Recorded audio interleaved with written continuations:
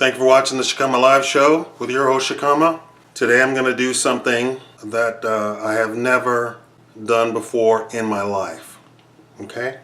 One of my viewers always sends me things that are outrageous. I felt that this particular story was so outrageous that I have to do something about it. The more I thought about the story, the more I felt that I had to personally get involved. This is not a publicity stunt. I am just really upset at this story. And here's the story in a nutshell. It's really brief, really silly. So in Indianapolis, Indiana, a young man, 21 years old, Mr. Rickey Joe Moore, went into a convenience store and they saw on the video camera that he stuffed a $1.49 hot dog into his jacket and left without paying, of course, right? So he was arrested, went to trial, and he was sentenced to 2 years in prison. It's a state's prison, right? So it's not jail, it's actual prison. So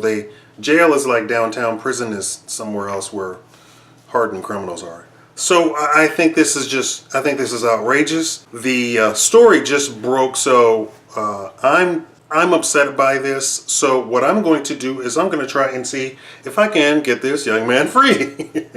Wish me luck here. I will of course edit the video to see if I can help make it an interesting video. The first thing I'm going to do is call my heavy hitter.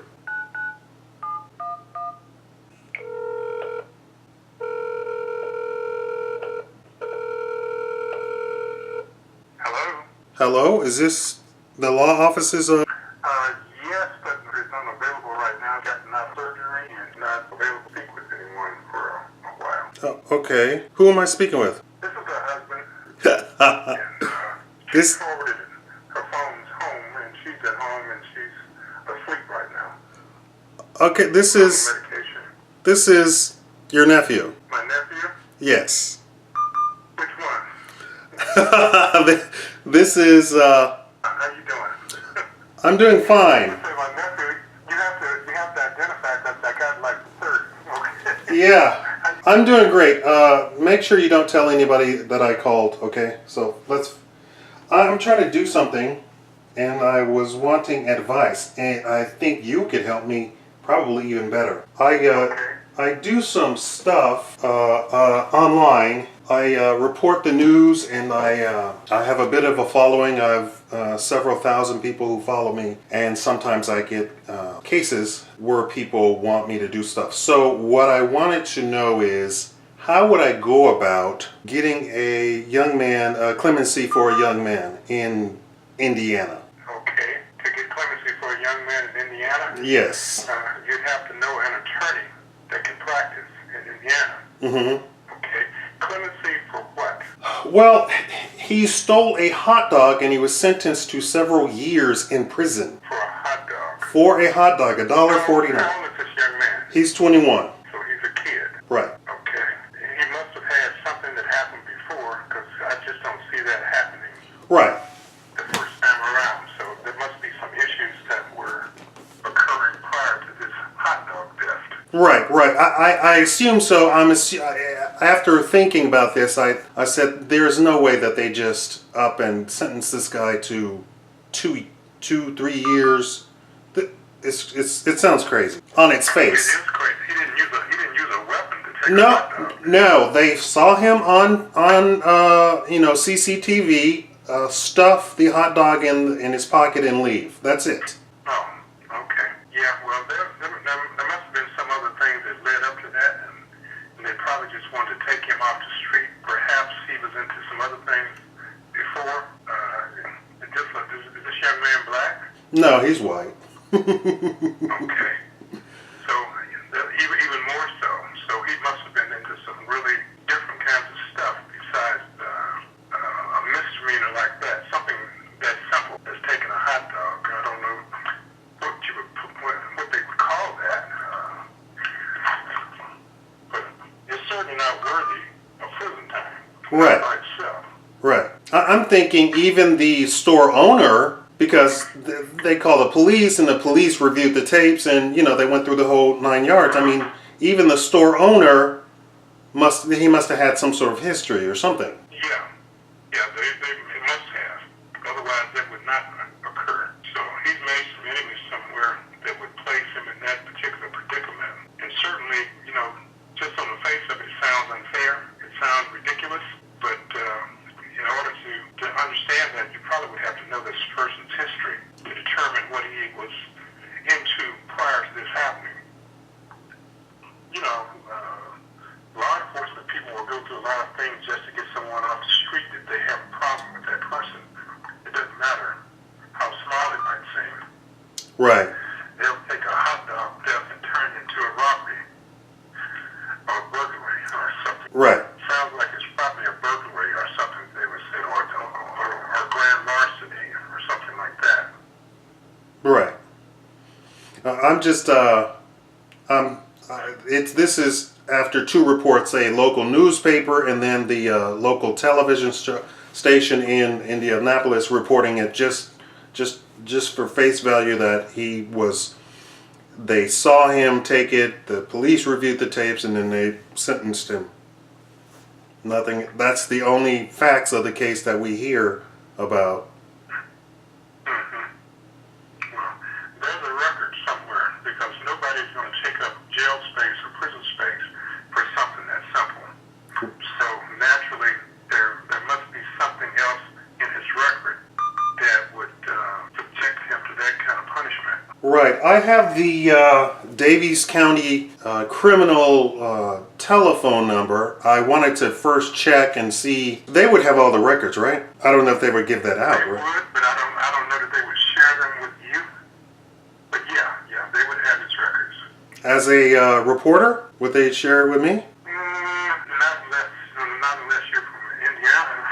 So. Well, I have their people mad because this is wasting taxpayers' dollars and so forth and so on. Yeah. Do you know who his relatives are? Does he have people that you can contact?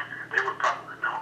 No, I have the TV station's telephone number. I could, I guess, first check with them and see if there's more, maybe contact information or something like that. Yeah, well, that would probably be a good start, because that just doesn't happen to anybody unless there's something else behind it.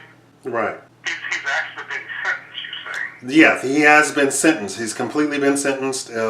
This is the report came out after the sentencing. Well, I don't even. On face value, I would say that it's probably an excuse to remove him from the streets for some other reason. I can't see how the judge could even justify the sentence. I mean, even regardless of what the police might want, right? Well, the police and the court systems, they do basically what they want, basically. If that was like the first time, it wouldn't even be an issue. But it could not be the first time. This, it makes no sense that it is. So there's something else behind it. There's something else underlying. So, is he a gang member? I don't know. What do you know? I don't know. I saw a picture of him. There was no tattoos or anything like that. That doesn't necessarily mean anything, but I think it is something better you're looking into, but it would have to be from somebody in law enforcement on that end that can pull up his records, is willing to speak to a reporter about it, and if you identify yourself or you know someone who is in Indianapolis that could get that information and share it with you, they could probably tell you a little bit more about it. I don't have access to that kind of stuff anymore since I don't work in the system. Otherwise, I probably could, but I can't under present circumstances. So. Okay.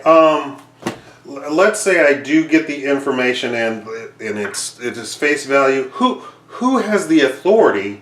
I was thinking the judge ultimately could say, you know what, I changed my mind, and no. Well, judges usually don't change their mind unless there's an appeal file. So if he has an attorney and that's all it was, then yeah, I would say that there would be something that could be done about it. He didn't have an attorney. I'm guessing he had just, a public defender, and he probably, in this case, pled guilty to whatever they offered him. So I don't know. It doesn't seem like he probably even went before a judge, right? It sounds like it had to be a deal made Right. to take time on something like that. There was a deal made somewhere. We just had to figure out what the deal was. Right. And so, therefore, if you know anybody in Annapolis that could contact him, or perhaps he could get your contact information and contact you via telephone, or they don't have access in prison to internet and that type of thing, at least in most prisons. But if there's a way to contact that person, even if you do it by letter, you could send him a letter if you know where he was being housed and ask him for information. They would not, certainly they do open mail and look for contraband and that kind of stuff, but they're not supposed to read them. Right. So if there's a way for that you could contact him and find out more information, that would probably be the first thing that you could do. Okay, I'll contact the TV station and see if I can find out some more about the story. Yeah, well, that's a good start too, because it's more to it than just a hot dog. I can guarantee you that. That's almost assured that it's more than just a hot dog. It's got to be something else. Okay, thank you. There's more to it than just the story that you've heard. There's something else in the background that has happened to allow him to be sentenced to prison for something that trivial. Right, right. So there's more to the story than what you're probably seeing or reading. Right.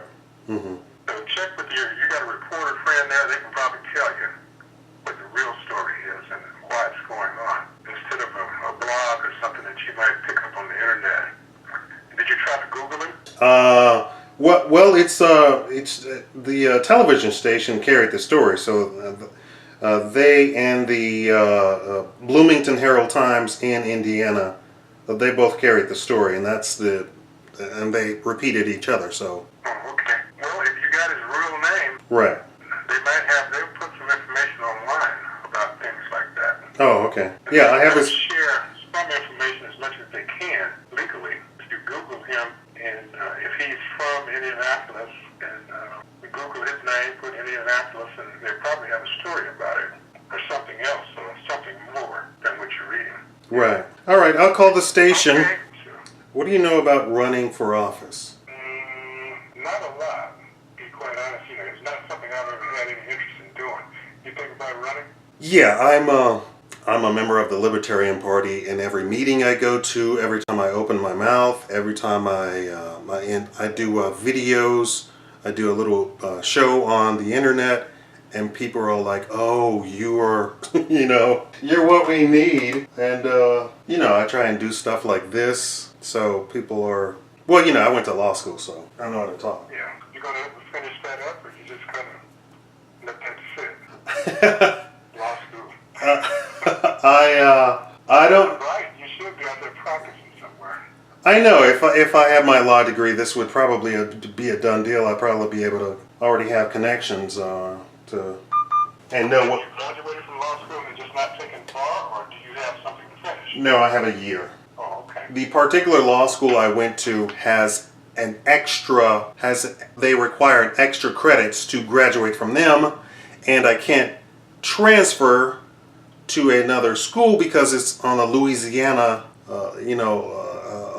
law, it's the Napoleonic Code versus the rest of the United States, and they were like, "Oh, you just should finish there." Yeah. My professor was Joe Bybee. He sits on the Ninth Circuit Court of Appeals here. What's his name? Joe Bybee. Oh, okay. No, him. I know another person on that court of appeals, but not him. Supposedly he's in hot water for doing something. I can't imagine. He's such a square guy. Well, the answer is. That gives me trouble too. Yeah. The answer is I just don't know. I need to come up with $24,000. I was on full scholarship there, and I don't have 24. Well, I had it, but I blew through it. Yeah. Okay, well, maybe you can look at some kind of financial aid or something. That's a lot of money to come up with. Yeah. Well, in any event, good luck on your quest to there's more to the story than what you're reading about. There's probably something else going on that you don't know about. Right. So try to find out what that is. Yeah. If you got somebody out there that can give you that kind of information, they can probably tell. Okay. All right, man. Well, you take care of yourself. I will. Yeah, and you can give a call once in a while. All right? All right. Bye-bye. Take care. I'll talk to you later. Bye-bye. Yeah.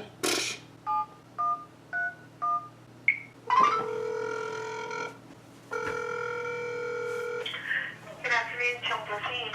Hi. This is this is Shikama from Las Vegas. You all ran a story about a Rickey Joe Moore being sentenced for 2 years for stealing a hot dog. I'm not sure that was us, but let me get you to someone that can double check that story, okay? Okay. Just a moment. Eyewitness News? Hi. Hi.